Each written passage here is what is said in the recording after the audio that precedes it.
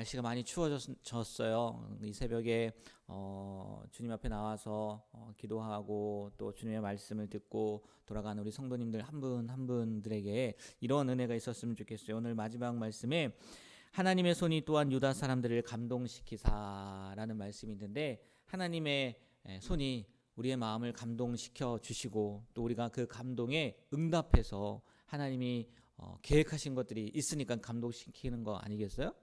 하나님이 주시고자 하는 것이 있으니까, 하나님이 말씀하시고자 하는 것이 있으니까 우리를 감동시키셨을 텐데, 그 감동에 우리가 아멘 하면서 이렇게 순종하고 응답함으로 말미암아 하나님이 예비해 놓으신 것을 누리게 되는 그런 귀한 삶을 살게 되길 축복합니다.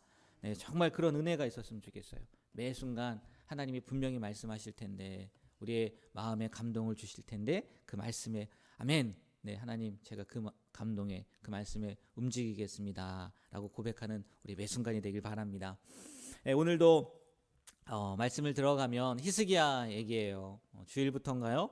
다윗의 후손 중 가장 위대한 왕으로 꼽는 왕 중에 한 명이죠. 아마 제일 그래도 낫지 않았을까 생각이 되는데, 이 히스기야 왕이요, 우리가 어제는 뭐 이제 제사한 그런 모습들이었지 않습니까? 근데 그 전에 주일 말씀에도 말씀드렸던 것처럼 왕이 되자마자 악한 왕 아버지 아하스 망쳐놓은 그 신앙, 그리고 교회 성전 그런 것들을요 대대적으로요 바꾸는, 쉽게 말해서 종교 개혁을 시작을 한 거죠.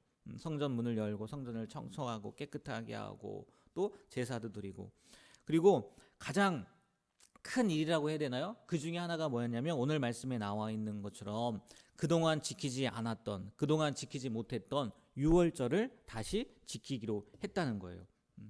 여러분, 유월절이 뭐예요? 이스라엘 백성들이 출애굽을 하기 전에 하나님께서 미리 그 출애굽의 약속, 이스라엘의 장자들은 살려주고 애굽의 장자들은 다 죽는, 그러니까 하나님이 구원해 주신 그 역사를 기념하면서 이 유월절을 지킨 거 아니겠습니까? 늘 생각하는, 우리를 구원해 주신 하나님, 얼마나 큰 일이에요. 우리로 따지면 그거 아니겠습니까? 내가 예수 그리스도를 믿음으로 말미암아 하나님의 자녀가 되는 사건이란 말이에요. 근데 그 유월절을 지키지 못했단 말이에요. 그래서 그 유월절을 회복하는 거, 지금 히스기야가요 그 일을 하고 있는 거예요. 근데 더 중요한 건 뭐냐면요, 남유다와 북이스라엘로 이스라엘이 나뉘어져 있었잖아요. 이게 한두 해가 아니란 말이에요. 지금 아마 몇백 년이 지났을 거란 말이에요. 근데요, 오늘 말씀해 보니까요, 히스기야가 이 유월절 절기를 지키기 위해서 남유다에게만 얘기한 게 아니라 이스라엘에게까지도 초청장을 보냈다는 거예요. 이스라엘은요, 이제 북이스라엘은 얼마 남지 않았어요. BC 722년에 아수르에서 북이스라엘이 멸망하잖아요. 얼마 남지 않은 기간이었거든요. 어떻게 보면 히스기야를 통해서도 하나님께서 북이스라엘에게 회복의 역사를 보여주시고자 하는 마음이 있지 않으셨나, 그런 생각도 드는 말씀인 것 같아요. 근데 그 유월절을 지키자고 하는 이 초대에 대한 내용이 오늘 말씀이거든요. 보세요. 첫 번째는요, 이 히스기야가요, 이 백성들을 유월절에 이렇게 초청해요. 근데요, 이 날짜적으로 보면 이미 지났어요. 오늘 말씀에도 나오는데, 현실적으로 유월절은요 첫째 달에 지켜야 되는 거예요. 첫째 달. 그 1월은 의로를 의미하는 건 아닙니다. 근데 첫째 달에 지켜야 되는데, 그 시간이요 여러 가지 상황 때문에 뭐 성전 정화 사건도 있고, 제사장들, 오늘 말씀해 보니까 제사장들도 부족하고, 그래서 첫째 달에 못 지켰다, 이미 지난 거란 말이에요. 그럼에도 불구하고요 히스기야가 포기하지 않고요, 그러면 첫째 달이 아니면 둘째 달이라도 지키면 되지 않겠냐. 그래서요 그렇게 결정하고 나아간 거예요. 여러분, 만약에요 형식을 중요하게 생각했던 사람들이라면, 뭐 우리 주일 말씀에도 나와 있지만 율법을 그렇게 중요하게 여겼던 사람들이라면요, 첫째 달이 아니면 뭐 하는 거예요? 지난 건데 어떻게 그럴 수 있냐, 그렇게 반대할 수도 있고요. 히스기야도요 그게 맞는가 보다 하고 넘어갈 수도 있었을 거란 말이에요. 근데 그럼에도 불구하고 둘째 달에 유월절을 지키려고 하는 히스기야의 뭐가 큰 겁니까? 그 마음이 큰 거잖아요. 의지가 큰 거잖아요. 만약에 생각해 보세요. 하나님도요 그 율법을 너무나 중요하게 여기고 첫째 달에 지켜야 된다라고 생각을 했다면요, 아마 이 결정에요, 하나님 니들이 뭔데 마음대로 날짜를 바꿔 라고 이렇게 말씀하셨을 거예요. 근데 하나님이 오늘 말씀해 보면요, 그런 얘기 하세요? 감히 네가 나를 바꿔서 첫째 달에 지켜야 되는데 둘째 달에 유월절을 지키냐? 그런 말씀이요 단 한마디도 안 나와요. 여러분, 이 장면을 통해서요 우리가 깨달을 수 있는 게 뭡니까? 하나님은요 그 의식이나 전통이나 관습이나 이게 중요한 게 아니에요. 뭐가 중요한 거예요? 우리의 마음이 중요한 거예요. 우리의 의지가 중요한 거예요. 하나님을 사랑하고픈, 하나님을 찬양하고픈, 하나님을 예배하고픈 그 마음이 중요하고 의지가 중요한 거지, 이 형식에 매여서 관습에 매여서 이날 꼭 지켜야 돼, 이걸 꼭 해야 돼, 아니라는 거죠. 정말요, 성경의 곳곳에 보면 하나님은요 하나님이 우리를 바라보는 모습은 외모가 아니에요. 바깥에 나와 있는 게 아니에요. 우리 마음의 중심이라는 거죠. 어떤 마음으로 시작하느냐, 어떤 마음으로 행하고 있느냐, 어떤 마음으로 결론을 짓느냐. 오늘 이 히스기야가 유월절을 선포하고 유월절 그 예배를 드리려고 했던 이 마음을 하나님께서 기쁘게 받아주셨던 것처럼 우리도요 늘 하나님의 편에 서서 하나님의 뜻이 어디에 있는지, 하나님이 도대체 무엇을 원하는지 그것을 깨닫고요 하나님의 뜻대로 우리가 살아갈 수 있게 되길 주님의 이름으로 축복합니다. 우리가 완벽해서가 아니에요. 어느 누가 완벽합니까? 정말 하나님의 긍휼 또 하나님의 용서가 있으니까 우리가 이 자리에 설 수도 있는 거고, 또 그 마음으로 나아갈 때 하나님이 기뻐 받아주신다는 거죠. 오늘 하루 그 사실을 기억하고 살아가는 귀한 하루가 되길 주님의 이름으로 축복합니다. 그리고요 이 히스기야가 정말 큰 결단으로 북이스라엘에게까지 초청장을 보낸 거 아니겠습니까?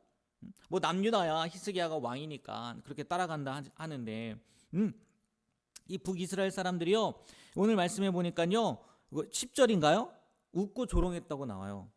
10절 말씀 한번 볼까요? 10절 말씀. 네, 10절 말씀 우리 다 같이 한번 읽어보겠습니다. 보발꾼이 각 성읍으로 두루 다녀서 스불론까지 이르렀으나 사람들이 그들을 조롱하며 비웃었더라. 이 초청에요 응답하는 사람들의 모습을 보니까 조롱하고 비웃는 사람도 있더라고요. 근데요 그런 사람만 있는 게 아니에요. 12절인가요? 12절 말씀 보세요. 하나님의 손이 또한 유다 사람들을 감동시키사 11절이 네, 11절이네요. 11절. 자, 다 같이 한번 11절 읽어보겠습니다. 그러나 아셀과 므낫세와 스불론 중에서 몇 사람이 스스로 겸손한 마음으로 예루살렘에 이르렀고, 조롱하고 비웃는 무리들도 있지만요 또 어떤 사람들도 있는 거예요? 겸손하게요 그 초청에 응해서요 여기 아셀, 므낫세, 스불론 중 몇 사람이요 예루살렘에 왔다는 거예요.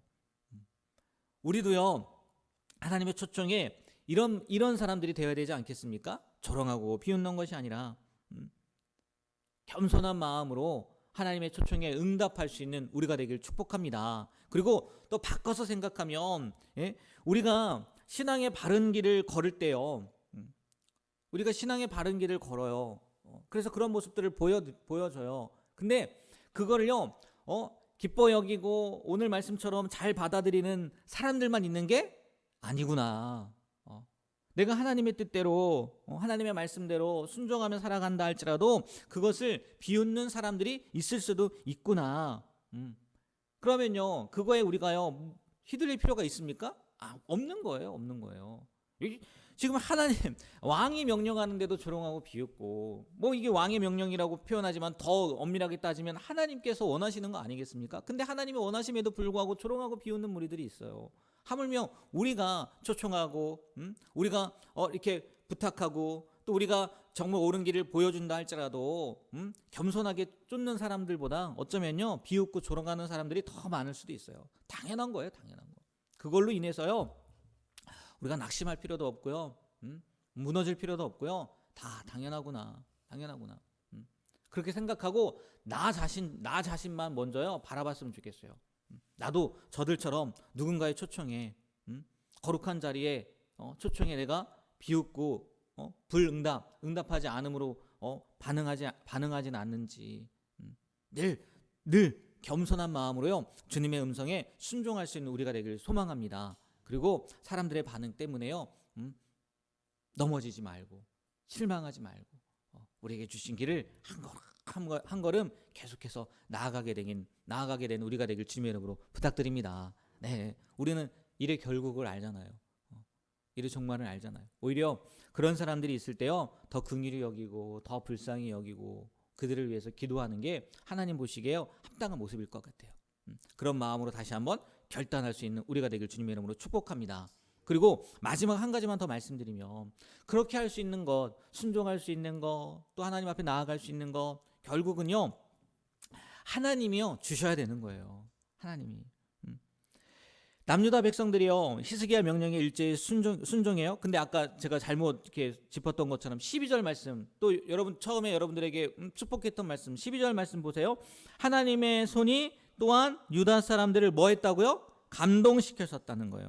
유다 백성들이 자발적으로 움직일 수 있었던 거, 그들의 의지, 도덕적 수준이 높아서가 아니에요. 하나님이 그들의 마음을 강하게 붙드셨다는 거예요.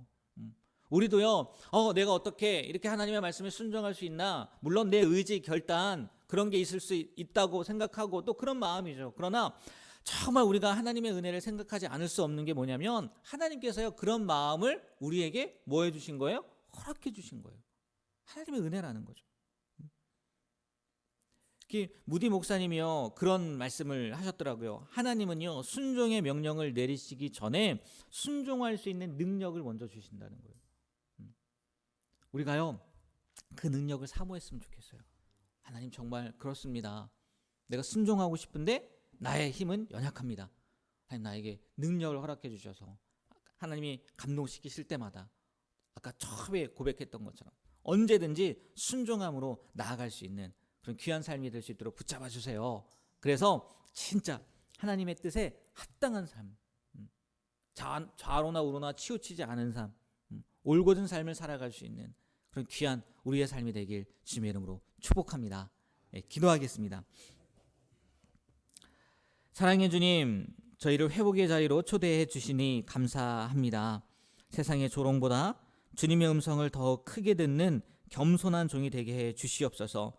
순종의 결단을 내릴 때에 성령으로 우리를 감동시켜 주셔서 기쁨으로 주님의 뜻을 이루는, 주님의 뜻에 순종하는 우리가 되게 하여 주시옵소서. 바라기는 우리를 통해 우리의 가정도 또 우리의 교회도 또 이 지역도 이 나라도 회복되어지는 귀한 큰 역사를 보게 되는 은혜도 허락해 주시옵소서. 그렇게 해주실 것을 믿고 예수님의 이름으로 기도합니다. 아멘.